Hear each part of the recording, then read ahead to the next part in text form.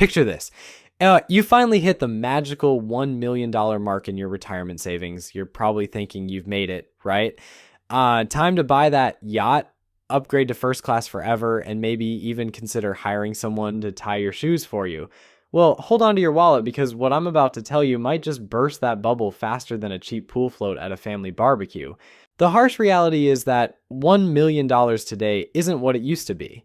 Your grandfather might have been able to retire like a king with that amount, but unless you're planning to spend your golden years eating ramen noodles and binge watching free television, you might want to adjust those expectations. My name is Nick, and I help people navigate the often confusing world of personal finance and retirement planning.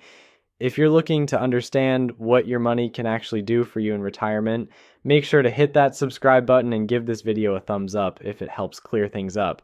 Here's something that might shock you. That $1 million portfolio you've been dreaming about, it's not going to fund the lavish retirement lifestyle you see in those glossy magazine advertisements. In fact, it might barely cover what you'd consider a comfortable middle-class retirement. The question we need to answer today is simple but crucial. Exactly how much income can you realistically expect from a $1 million retirement nest egg? Before we dive into the numbers, let me paint a picture of what most people think retirement looks like with $1 million in the bank. They imagine withdrawing whatever their investments earn each year and living off those gains. Sounds logical, doesn't it? Like, if your portfolio grows by 12% one year, that's a cool $120,000 to spend. Not bad for doing absolutely nothing except owning some stocks and bonds. But here's where this fantasy crashes into reality like a shopping cart hitting a speed bump. The stock market doesn't hand out steady paychecks. One year, you might see your investments soar by 25%, making you feel like Warren Buffett's smarter cousin. The next year, you could watch that same portfolio drop by 10%, leaving you wondering if you should have just stuffed your money under a mattress instead. Let me give you a real example of just how unpredictable this can get. Back in 2018, the market decides stocked to throw investors a curveball, delivering negative returns that left many people staring at their statements in disbelief. If you had been counting on those market gains to fund your retirement, you would have been in for a very unpleasant surprise. Imagine explaining to your spouse that this year's vacation budget just disappeared because the market had a bad mood. Then there's the sneaky villain that nobody likes to talk about, inflation. While you're busy celebrating your $1 million milestone, inflation is quietly working behind the scenes like a pickpocket at a crowded festival. That money loses purchasing power every single year, which means what seems like a fortune today might feel more like pocket change decades down the road. Think about it this way. Remember when a candy bar cost 50 cents? Now that same candy bar probably costs $2 or more. That's inflation doing its dirty work, and it's not going to stop just because you've retired.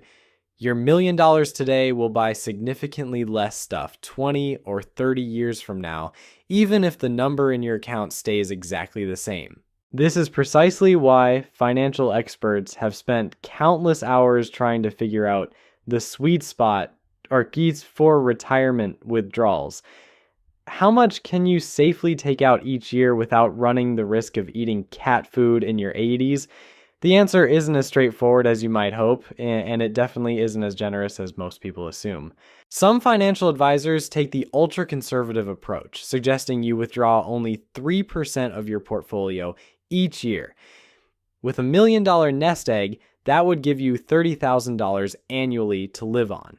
Unless your retirement dreams involve a steady diet of generic cereal and discount store clothing, that might feel a bit tight for most people's taste. On the other end of the spectrum, you'll find advisors who think 5% is perfectly reasonable, especially during periods when the market is performing well. That bumps your annual income up to $50,000, which starts to feel more like actual retirement money rather than just survival funds. But here's where most financial planners land, and it's become something of a golden rule in retirement planning circles. The 4% withdrawal rule has become the standard recommendation for a reason, and understanding why this number exists could be the difference between a comfortable retirement and spending your golden years working as a grocery store greeter. This 4% figure isn't just some random number that someone pulled out of thin air during a boring committee meeting. It's based on extensive research and historical market data that takes into account the ups and downs of both stock and bond markets over multiple decades. The idea is that you can withdraw 4% of your total portfolio value during your first year of retirement, then adjust that amount each subsequent year to account for inflation. So with your $1 million portfolio, you'd start by withdrawing $40,000 in year one. If inflation runs at 3% that year, you'd bump your withdrawal up to about $41,200 in year two, and continue adjusting upward each year to maintain your purchasing power. The beauty of this system is that it's designed to last for 30 years with an extremely low probability of your money running out. Now, before you start planning how to spend that $40,000, there are some important details about this 4% rule that you need to understand. First, this calculation assumes your portfolio is split 50-50 between stocks and bonds. That's actually quite conservative compared to what many investment experts recommend. Some advisors suggest keeping your entire portfolio in growth stocks, arguing that bonds carry their own risks while offering much lower returns. The choice between stocks and bonds becomes increasingly important as you age. Generally speaking, the more stocks you own, the higher your potential returns, but also the greater your risk. Younger retirees might be comfortable with more stock exposure, while those in their 70s or 80s might prefer the stability that bonds can provide, even if it means accepting lower overalls and other returns. Here, many people off guard. That catches. That 4% withdrawal rate is specifically crucial detail designed for a 30-year retirement period. If you're planning to retire in your 40s or 50s, which seems to be increasingly popular these days, you might need to be even more conservative with your withdrawals. Nobody wants to celebrate their 90th birthday by realizing they've got 10 years left to live but $0 left to live on. The unpredictability of lifespan adds another layer of complexity to retirement planning that most people prefer not to think about. We'd all love to know exactly how long we'll live so we could budget accordingly, spending our last dollar on our last day. Unfortunately, life doesn't work that way, and planning for the unknown requires careful consideration and probably a bit more caution than we'd prefer. The truth about longevity might surprise you more than finding out your teenage kids actually do know how to load a dishwasher. According to recent data, the average 65-year-old can expect to live another 18 to 20 years. But here's the kicker. That's just an average. Half of those people will live longer, and some significantly longer. You might be planning for a 20-year retirement, only to discover you've got 35 years of golf games and early bird specials ahead of you. This uncertainty is exactly why being conservative with your withdrawal rate makes sense, even if it feels like you're being unnecessarily cautious. Think of it as wearing a seatbelt or keeping jumper cables in your car. You hope you'll never need the extra protection, but you'll be grateful it's there when life throws you a curveball. But let's get back to that $40,000 you can safely withdraw from your $1 million nest egg. For many people, that number feels disappointingly small. After all, $40,000 doesn't exactly scream living the dream in today's economy. A decent new car can cost that much, and don't even get me started on what a week at a nice resort will run you these days. However, before you start feeling too depressed about your retirement prospects, remember that this $40,000 probably isn't your only source of income during retirement. Most people have been paying into Social Security throughout their working years, and that's designed to provide a foundation of retirement income on top of whatever you've managed to save privately. The average Social Security benefit currently sits at around $1,800 per month, or roughly $21,600 per year. Now, your actual benefit might be higher or lower depending on how much you earned during your working years and when you decide to start claiming benefits. If you wait until your full retirement age, you'll get more than if you claim early. Wait even longer until age 70, and your benefits increase even more. Adding that Social Security income to your 4% withdrawal gives you a combined annual income of approximately $61,600. For a married couple where both spouses receive Social Security benefits, you're looking at potentially $83,000 or more per year. Suddenly, that $1 million retirement starts looking a bit more reasonable, doesn't it? Of course, the government isn't going to let you keep all of that money without taking their cut first. Taxes in retirement can be tricky to navigate, and they'll vary significantly depending on what types of accounts hold your $1 million. If your money is sitting in a traditional 401k or IRA, every dollar you withdraw will be taxed as ordinary income, just like the paycheck you used to receive. On the flip side, if you've been smart enough to build up a Roth IRA over the years, those withdrawals come out completely tax-free. It's like getting a permanent discount on everything you buy during retirement. The catch, of course, is that you had to pay taxes on that money before you put it into the Roth account, so you're essentially choosing when to pay the tax man rather than avoiding him entirely. Most retirees end up with a mix of account types, which actually gives you some flexibility in managing your tax burden. You might withdraw some money from tax-free accounts in years when you need extra cash and lean more heavily on taxable accounts in years when your income is lower. It's like having different tools in a toolbox, each one useful for different situations. The state where you choose to spend your retirement years can also have a dramatic impact on how far that money stretches. Some states have no income tax at all, which means more money stays in your pocket. Others tax everything, including your Social Security benefits, which can put a serious dent in your retirement budget. It's worth considering whether a change of scenery might also mean a change in your financial situation. Beyond taxes, your geographic location affects everything from housing costs to healthcare expenses to the price of a decent cup of coffee. That $60,000 retirement income might feel luxurious in certain parts of the country while barely covering basic expenses in others. The cost of living variations across different regions can be absolutely staggering, and smart retirees factor this into their planning. Healthcare costs deserve special mention because they have a nasty habit of increasing faster than general inflation. While Medicare will cover many of your medical expenses, it doesn't cover everything, and the gaps can be expensive to fill. Long-term care, prescription drugs, and dental work can all take significant bites out of your retirement budget, and these expenses tend to increase as you age. This is where having that $1 million cushion becomes particularly valuable. It's not just about funding your daily living expenses, it's about having the financial flexibility to handle unexpected costs without panicking. Whether it's a major home repair, helping out a family member in financial distress, or dealing with a health issue that requires expensive treatment, having substantial savings provides peace of mind that goes beyond simple dollars and cents. The psychological aspect of retirement finances is often overlooked, but incredibly important. There's a significant difference between having enough money to survive of security effects and having enough money to feel what should be the most relaxed quality to your relationships. Everything from your sleep to your overall happiness during years secure, that feeling of your life. Many financial retirement income in terms of replacement ratio experts suggest thinking about rather than absolute dollars. The general rule of thumb is that you'll need roughly 70 to 80% of your pre-retirement income to maintain your standard of living. If you were earning $75,000 per year before retirement, you'd want to aim for somewhere between $52,000 and $60,000 in annual retirement income.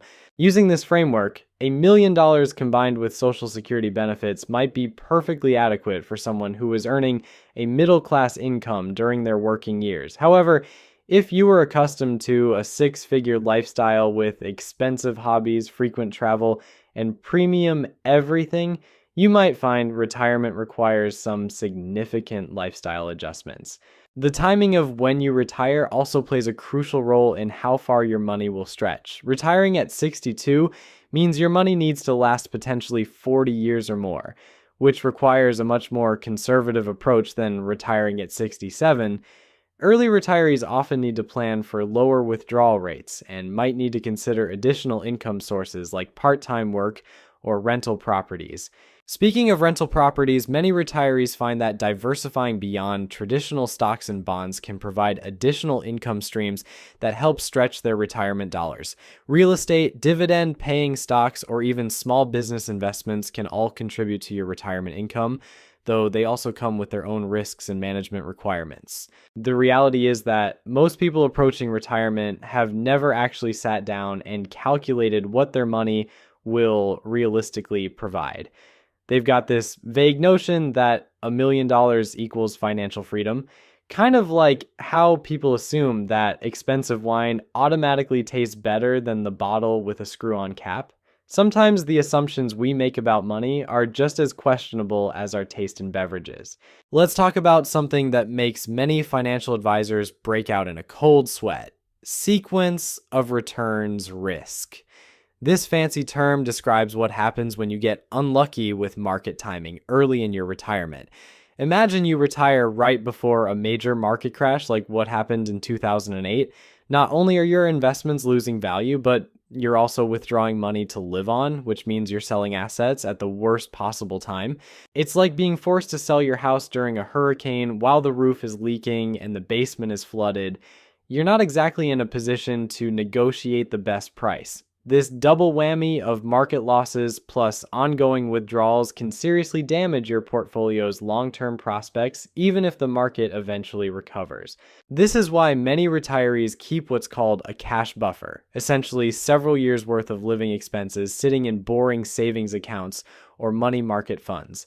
Yes, this money earns practically nothing, but it provides a crucial safety net during market downturns. Instead of selling your investments when they're down, you can live off your cash buffer until markets recover. It's like keeping an umbrella in your car even though it's sunny outside. Now, here's where things get interesting from a tax perspective.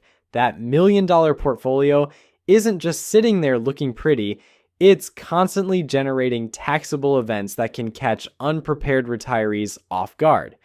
Dividend payments, interest income, and any gains from rebalancing your portfolio all create tax obligations, even if you're not actively withdrawing money for living expenses.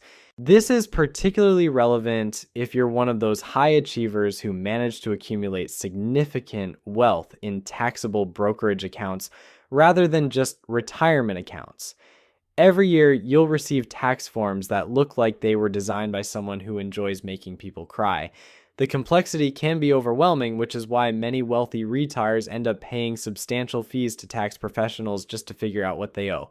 But let's get practical about what $60,000 in annual retirement income actually buys you in today's world. If you're planning to stay in the same area where you worked, you might discover that your housing costs alone consume a significant portion of that budget. Property taxes have a nasty habit of increasing over time, and home maintenance costs don't magically disappear just because you're no longer earning a paycheck. Transportation costs present another interesting challenge for retirees. While you might not need to commute to work anymore, you're probably not ready to give up your car entirely. Vehicle expenses, insurance, and the inevitable repairs that come with aging cars can easily consume several $1,000s per year. And if you're planning to travel during retirement, which most people are, transportation costs might actually increase rather than decrease. Food expenses in retirement often surprise people in both directions. Some retirees find they spend less because they're not buying lunch every day or grabbing expensive coffee on their way to work. Others discover that having more time to cook elaborate meals or dine out with friends actually increases their food budget. The key is being realistic about your actual eating habits rather than assuming retirement will magically transform you into someone who meal plans and clips coupons.